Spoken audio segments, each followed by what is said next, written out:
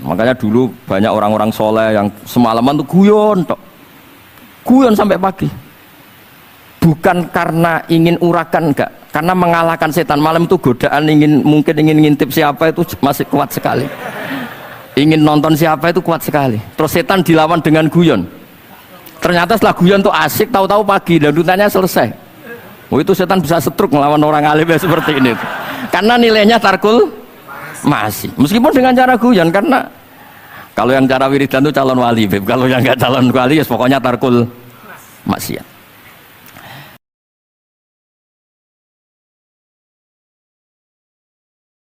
Makanya saya ini jenis kiai yang jarang istighfar. Ini bukan karena sombong. Saya ulang lagi, bukan karena sombong.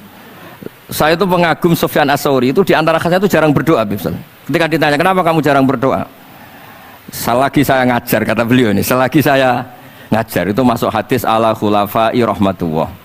Waman khulafa'uka ya Rasulullah alladzina yuhyuna ma amatahun nas min sunnati. Jadi kalau saya baca Bukhari, otomatis dapat doanya Nabi ala khulafa'i rahmatullah.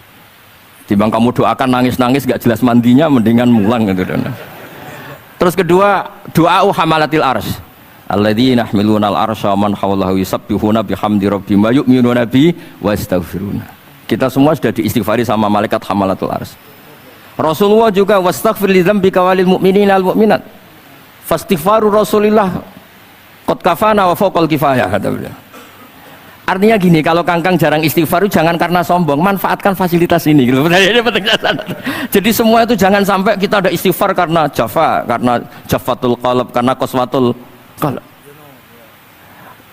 Enak lah kalau ada fasilitas gitu, ada fasilitas. Itu kalau saya pidato di depan Gus-Gus. Kalau di depan Habib berani, di depan Gus-Gus. Itu ada yang setengah beling, setengah ada alim, ada yang alim. Terus yang beling-beling pesan sama saya, Gus tolong bela kami, maksudnya. Ya kadang-kadang mubalaghah kan order pesanan itu. Terus tak bacain ayat walladzina amanu wattaba'athum dzurriyyatuhum biimanin alhaqna bihim dzurriyyatahum wama alasnahum min amalihim min syai'. Orang aba-abanya iman, anaknya iman itu nanti surganya disertakan mbahnya meskipun kelas amalnya ndak sama. Jadi mbah-mbahnya alim alama, anaknya yang ndak alim nanti surganya sama-sama yang alim. Kenapa sih kalau ada fasilitas nggak dipakai? Pakai aja, nggak apa-apa kan. Yang alim yang komplain. Sudah kamu yang alim dihormati, dicucup, salami template, yang ikhlas saja, tidak usah protes, kata saya gitu. Artinya saya inginlah keseharian kita yang awam, yang apa itu harus cari backupan hadis supaya semua keseharian kita itu ada apa? Sanad. Misalnya sampean kalau malam itu nggak bisa tidur, tahajud ndak, witir ndak, ya mutolaah ndak. Tapi lihatlah itu sebagai tarkul ma'asi. Apa tarkul ma'asi? Alhamdulillah malam ini saya ndak zina, ndak maling, ndak dugem. Coba kalau kamu malam-malam di kamar, itu namanya apa? Ndak tahajud, ndak witir kan? Tapi kamu harus syukur karena itu tarku zina, tarku sarikoh, tarku kada wa kada. Supaya kamu tetap syukur sama Allah Ta'ala. Itsmamin mubakhin ila wa yatahaqqaqu bihi tarku haramimma. Setiap mubah yang kita lakukan pasti di saat itu ada haram yang kita tinggalkan. Makanya dulu banyak orang-orang soleh yang semalaman tuh guyon sampai pagi. Bukan karena ingin urakan, enggak, karena mengalahkan setan. Malam itu godaan mungkin ingin ngintip siapa itu masih kuat sekali. Ingin nonton siapa itu kuat sekali. Terus setan dilawan dengan guyon. Ternyata setelah guyon tuh asik, tahu-tahu pagi dan dutanya selesai. Oh, itu setan bisa setruk melawan orang alim seperti ini. Karena nilainya tarkul masih. Meskipun dengan cara guyon, karena kalau yang cara wiridan itu calon wali, Beb. Kalau yang enggak calon wali ya pokoknya tarkul maksiat. Maksud saya supaya harian kamu yang biasa-biasa saya ini menjadi luar biasa karena ada sanad. Ada apa? Ada sanad. Makanya dulu ulama-ulama itu kalau ngelawan setan itu pakai faroh, pakai seneng. Karena setan itu paling seneng kalau melihat orang mukmin susah. Kalau susah terus ngersulo, kalau ngersulo gugat kodok qadar. Disebut innaman najwa minasyaiton liyahzunal ladzina amanu. Jadi setan itu targetnya supaya orang mukmin itu resah. Kalau resah gugat. Pertama gugat orang tua. Ngapain sih jadi anaknya orang miskin? Jadi susah kita kan. Kalau yang nggak mulia ngapain jadiannya parman? Kalau saya Habib kan langsung mulia, kalau Gus kan langsung mulia. Gugat orang tua, gugat sana, gugat sini. Tapi kalau kamu sudah seneng, wajah pesek, welek, keriting, sawan ngerah karuan. Karena nggak gugat siapa-siapa. Ya sudah, yang kebaik, qul bi fadlillah bi rahmati fa bidzalika falyafrahu. Jadi saya ingin semua itu senang, bi fadlillah bi rahmati, yang rileks, yang saya ini kalau nuruti capek-capek. Tadi malam saya di Mbah Mutamakin, tadi pagi hormat Sunan Kudus. Terus tadi naik pesawat, datang mandi langsung hormat. Kalau itu dihitung capek, capek. Tapi kalau dihitung senang, ketemu Habib Jintan, ketemu jenengan, kesempatan seperti ini nggak gampang. Ya sudah, selesai. Makanya ini latihan ya, latihan terus. Saya ulang lagi apa, latihan terus supaya Islam itu ada di semua sisi hidup kita. Tuh, saya pernah cerita, sering cerita di mana-mana itu. Ada wali itu istrinya cerewetnya bukan main. Wah, itu semua muridnya sudah tak biayai, kamu cerai, nanti tak ganti istri yang lebih baik, lebih. Nggak mau nyerah, alasannya apa? Ini wanita bahaya sekali. Kalau sampai dinikah orang lain, kasihan orang lain dapat musibahnya. Biar saya aja yang ngalami, kata wali itu. Jadi dia ada ingin, makanya ada juga kiai di santri bullying di rumah teh. Santri ini nak pindah pondok, ngerusak pondok uang, mendingan pondok kuai. Jadi di handle. Terus sekarang apa? Di handle, daripada ngerusak pondok orang lain, mendingan pondok saya. Jadi cerita-cerita seperti ini harus kita kaji, supaya semuanya itu pakai sanad ilmu. Sama lihat di kitab Ihya itu, ada bab-bab di Ajaibul Qalb. Apa di bab apa Ajaibul?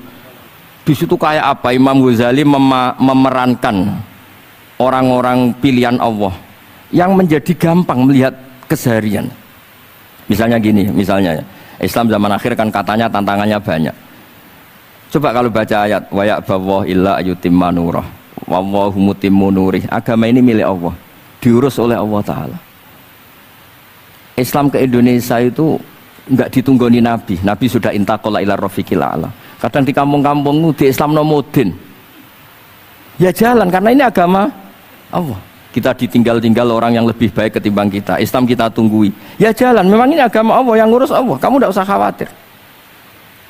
Jadi seneng kita bukan karena dablek, karena yakin jaminan Allah Subhanahu wa Ta'ala. Jangan sampai kamu itu seneng karena dablek, karena arogan, jangan. Karena bidomanillah, yakin bidomanillah wa bikafalatillah. Seperti senangnya Sayyid Abdul Muttalib.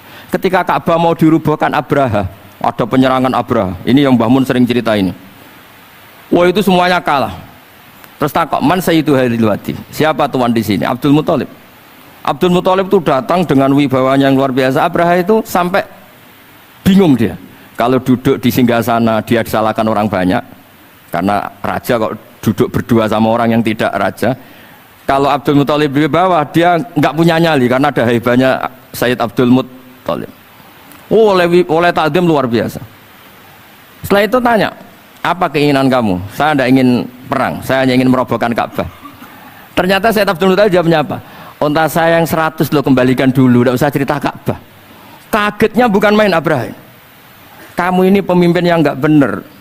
Ka'bah itu dinu kawa dinu abaik, itu kan agama kamu. Mau saya robohkan, kamu malah bicara unta. Ini kamu itu pemimpin model apa? Jadi saya nyesal hormat kamu. Ternyata kamu, mental kamu hanya mikir apa? Unta. Tapi jamnya Abdul Muttalib itu unik. Inna lihadal bait rabban hamaluk. Unta itu milik saya, kembalikan dulu. Kalau Ka'bah itu milik Allah, nanti diurus yang punya. jadi dibalik seenaknya itu ada tauhid yang luar biasa. Makanya saya termasuk kiai yang nggak susah kalau mau mati. Kalau mau mati, mati aja. Saya udah mikir kalau setelah saya ini agama gimana ya, gak gimana-mana. Agamanya Allah Ta'ala. Jadi dibalik, ya secara lahir kan seenaknya. Ternyata innal hadal bait rabbana hamahu. Kabeh itu ada yang punya, nanti biar diurus yang punya. Nah, maksud saya kalau jenengan ini kan insya Allah dablek semua. Kawin ya nggak mikir istri saya nanti makan apa, ya kan? Masa depan kamu ya tidak dipikirkan, warisan nggak punya apa-apa, nggak punya ya sudahlah.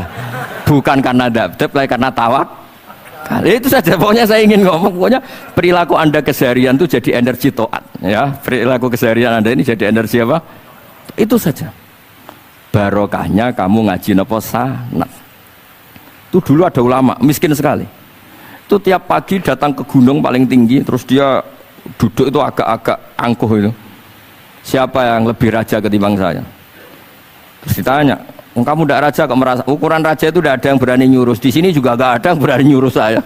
Lu itu sudah bisa syukur sampai mati. Karena sekali dia kumpul orang, lihat orang naik Alphard ngeluh, lihat orang punya istri cantik ngenes, lihat apa ngenes, daripada gitu naik ke gunung. Siapa yang bisa menandingi keladatan saya dalam hidup ini? Ana ma Allah wabillah, ngomel-ngomel sendiri. Tapi itu cara dia syukur. Cara dia apa? Syukur. Dan akhirnya betul dia punya sanad. Mangkana aminan fi sirbih mu'afan fi jasadi intahu kuntu yaumi faka'anna ma khizat lahu dunya bihadzafiriya. Ya sebentar orang itu sehat ya, aminan fi sirbih mu'afan fi jasadi intahu kuntu yaumi faka'anna ma khizat lahu dunya bihadzafiriha. Jadi ini madhab saya, karena saya diundang di sini pasti Habib Jiddan juga ingin khas saya. Jadi kalau saya pura-pura tawadhu, pura-pura baik kan kaget. Kenapa Gus Bak sekarang jadi baik kan nanti? Ya ini anggap saja jujur. Ya kok rubah itu.